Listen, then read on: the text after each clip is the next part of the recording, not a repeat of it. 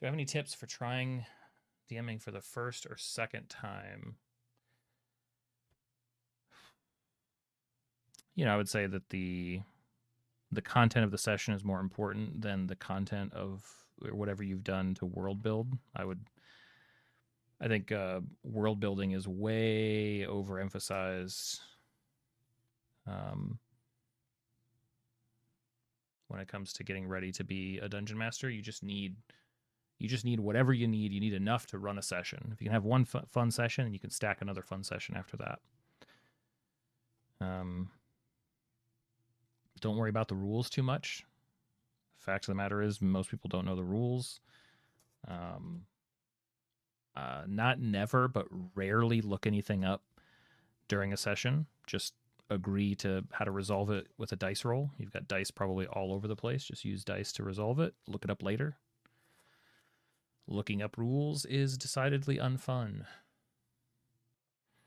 That's a good question. I think the question at that point is more about improvement, self-improvement, right? What worked and what didn't. For some, I think sometimes it can be helpful to actually write those things down. But if you've run a game a couple of times, you probably can identify, here's my weak point and here's my strong point, and pick one of those two things and find a way to improve. You don't have to always be improving on the thing you're weakest at.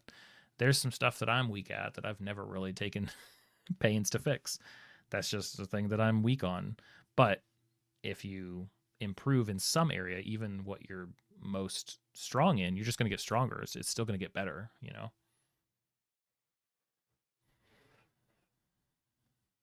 Not everything can be solved with dice. Like in life or in the game?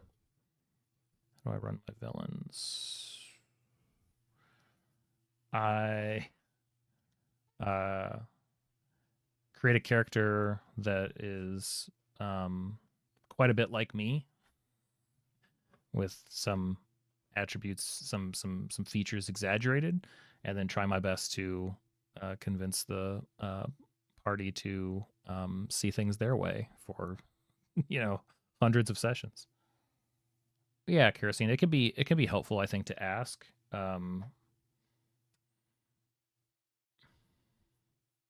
Whether that's the format or whether it's like a was there anything in particular you liked or didn't like from this session? What I would warn, and this isn't really about D&D, but just about uh, making improvements on a product, as long as the questions stay in the realm of what you liked or didn't like and not giving suggestions, I think it becomes really tricky, both to ask it, but also if people say I really enjoyed this part of the session, and this other part of the session I didn't like that so much. I don't know, maybe next time you could try. At that point, you could basically listen to them and be polite, but you should probably eject everything that they're going to say at that point, unless they are a dungeon master who you respect and want to learn from. And I say that only because, enjoying something and being a participant in it is a lot different than designing it, right? If you make somebody, if you cook a meal, right, for somebody, and then they have no experience, they're in the kitchen at all, and they eat something and they're like, oh, I didn't like that, that was whatever, have you tried this or that? It's like, there's no point in listening to that part. Generally, like I said, but some people suggest actual printed review cards for players at the end of the session. That's a bit much. Yeah, I mean, you don't want to.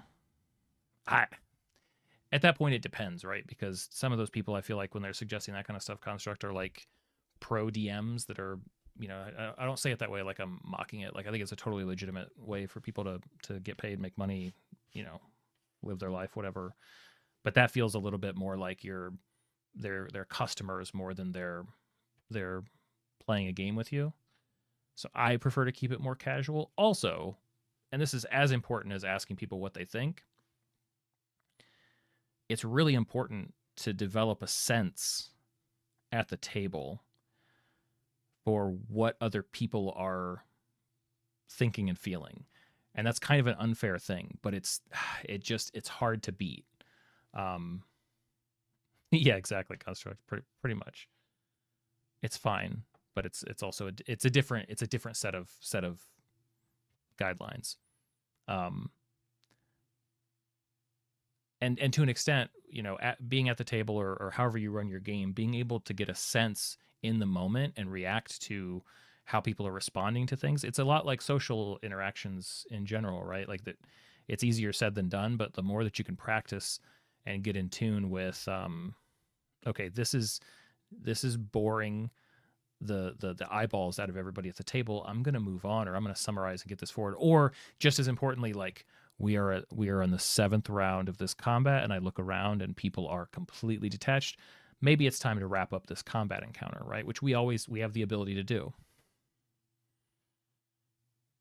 Or hey, this, not only do they hate this villain, I think it's verging on, it's actually, this, people really don't like this part of the game. I'm going to change this up. Like I think it's important to pay attention to your own intuition for that kind of stuff and try to adjust accordingly. What parts of DMing do I find particularly enjoyable?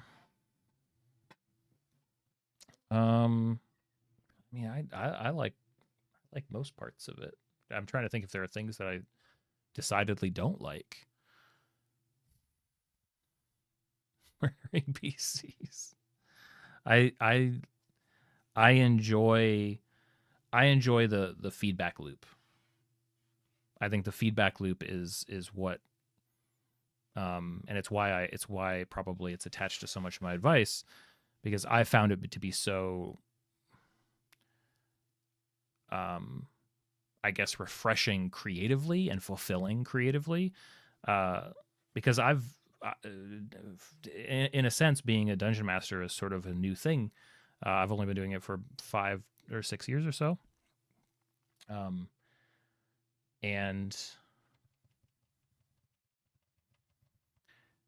most of my sort of professional life has been in kind of tangentially creative. Like, I think my jobs have always been creative in nature. I think a lot of jobs are, but kind of on the periphery. And now to feel qualified as like an artist, a creative person, and having that feedback loop of running D&D every week to say, here's some ideas that I have. Here's, I can imagine if I was a player, this would be really fun. Let me try to kind of create those opportunities and see if the players have fun with it. And then you see what works and what doesn't. And I take that back and I can keep reworking it, and I try again the next week. And maybe I'll do a better job. Maybe I'll do a worse job. That constant improvement I find really, like I said, really creatively fulfilling. Um, that's probably my favorite part of being a dungeon master. I think that I'm pretty good at creating, and embedding a story into environments, making a location sort of kind of like a puzzle box, where it's like, if we understand this space, then we can understand what's going on. And I think that, kind of placing clues and characters, and that extends into, that's kind of how I view creating a town. That's how I view creating a dungeon, creating a region, creating a world, is how can I make this something that can be investigated? And I think I'm pretty strong at that. One of my weakest at. I think I could probably create more engaging, sort of kind of role play emotional beats at the table. I think I do it. I think I could do it more, and I think I could make more of my game about those types of moments. That it's not by default what I think about. And about an hour later, there's Crane stopping by for his hourly visit, doing cat things. Crane's personality has really changed since we got the dog, and since he's been hiding away in the basement a lot more.